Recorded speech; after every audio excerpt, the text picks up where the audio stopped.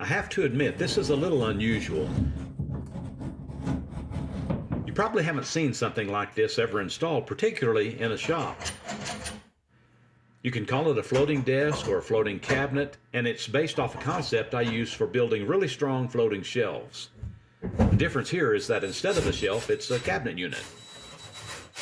Sometime I may weld up a couple of 18-inch L-shaped brackets out of 1/4-inch steel, mount them to the studs, and slide a cabinet on top of that setup. But for now, I'll try this. First thing is to get a cabinet built.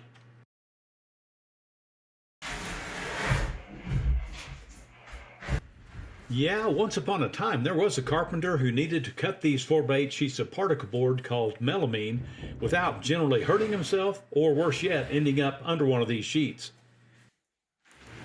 It seems like with each passing year these sheets get about 10 pounds heavier.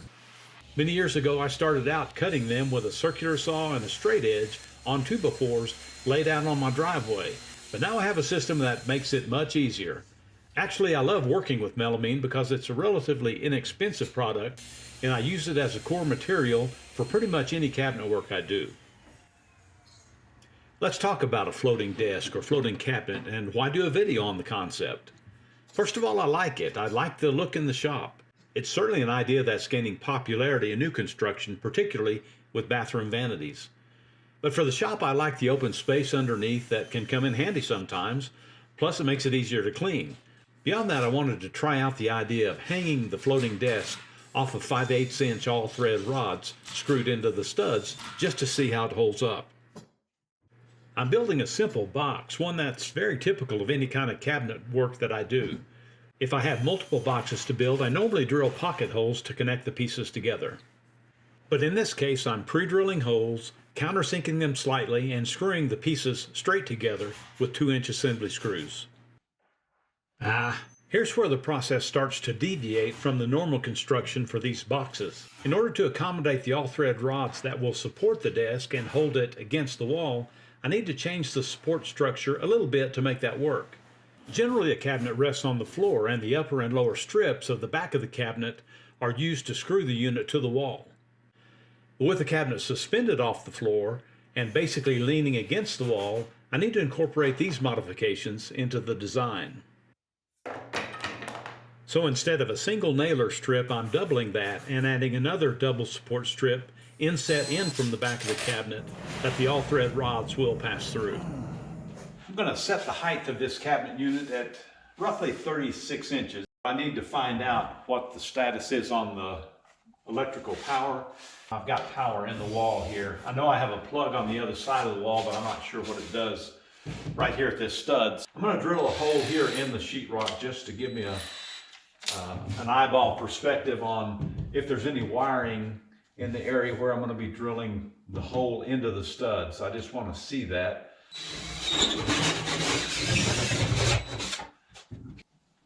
So I've got nothing on the right side of the stud. I think I'm going to hit the left side as well.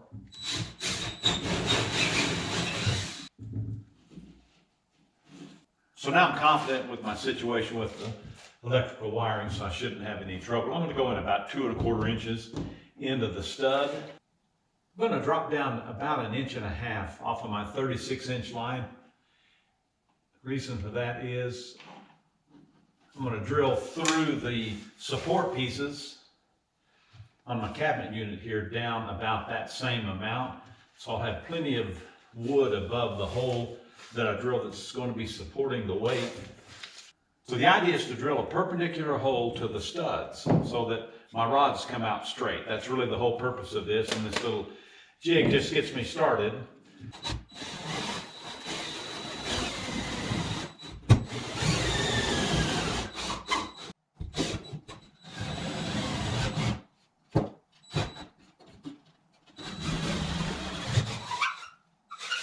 And this is just cutting the machine threads. These aren't wood threads, they're just machine threads into the stud, but it gives a good support for the rods once they get screwed into this.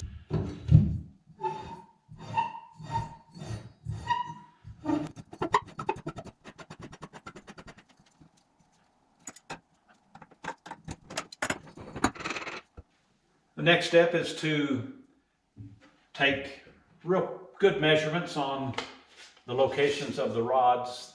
Probably adjust just a little bit for my out of level variation there. I found that a 3/4 inch paddle bit worked really well to get the holes to a size where they easily slipped over the 5/8 inch all thread rods.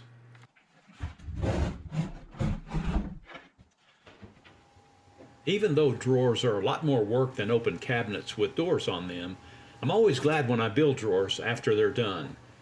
You can actually store a lot of stuff in them, and the insides are always protected from that ever-present layer of sawdust that coats everything in my shop over time.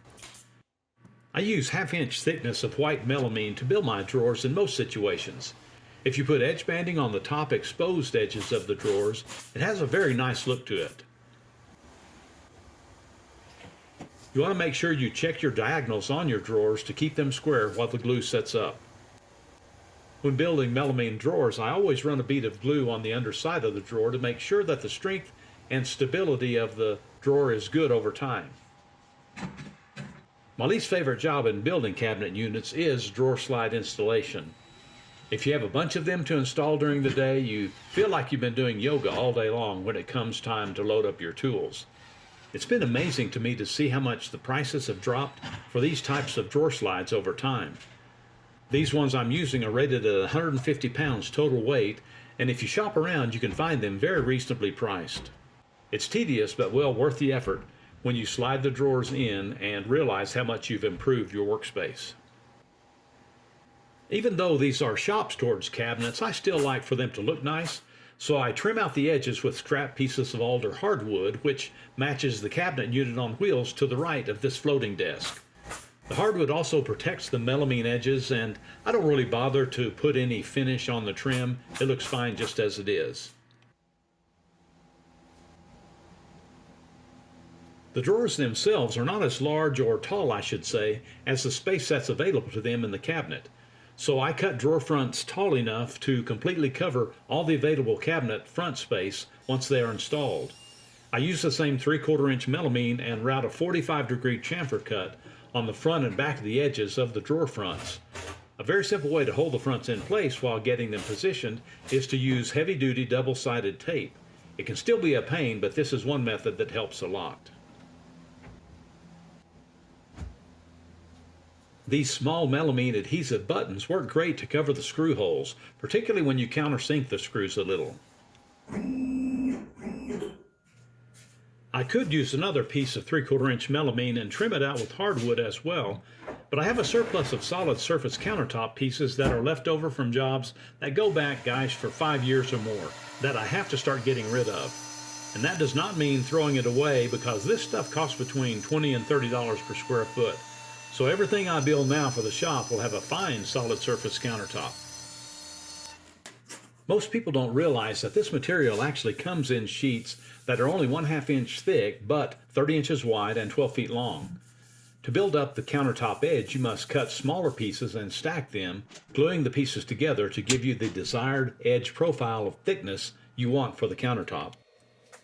The adhesive used for the buildup is an acrylic 2-part glue that mixes with the help of this glue gun as it comes out the end of the tip. Each color of solid surface material has a matching adhesive that you buy to join pieces together. It sets up fast and is completely hardened in about an hour, so you have to work quickly and deliberately to keep from really screwing up. These spring clamps help assure a good joint. The glue squeezes out as more clamps are applied, which is what you want. I'm adding one layer of material to have a 1-inch thick countertop for the shop, but in most cases I add 2 layers to have 1.5 inches thickness. The next step in the process is to trim off about a 1/16 to 1/8 of an inch of the countertop edge to get rid of the squeeze out and reveal most of the time a pretty much undetectable seam. To finish off the countertop, I use a trim router with a 1/4 inch rounded over bit to give a smooth look to the finished edges. Finally, sanding and polishing the countertop can result in a matte finish all the way through a high gloss mirror finish. It's really a great product to work with.